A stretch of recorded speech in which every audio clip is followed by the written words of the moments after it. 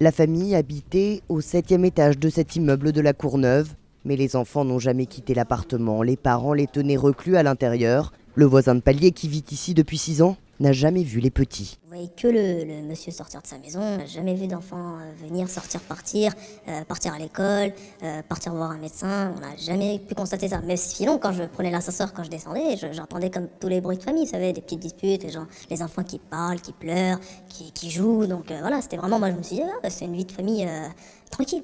Et pourtant, cela n'avait rien d'une vie ordinaire. C'est en janvier, lors de la naissance de la petite dernière, que les services sociaux sont alertés. Ils découvrent alors que les 4 enfants, 3 garçons de moins de 6 ans et un nourrisson, ne vont pas à l'école, ne voient pas de médecin.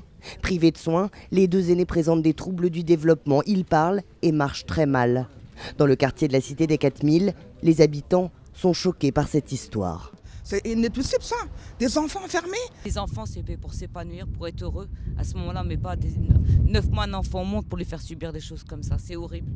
Le parquet de Bobigny a rapidement placé les enfants. Selon les premiers éléments de l'enquête, ils n'auraient été ni battus ni abusés sexuellement. Les parents d'origine indienne ont été mis en examen, placés en détention provisoire.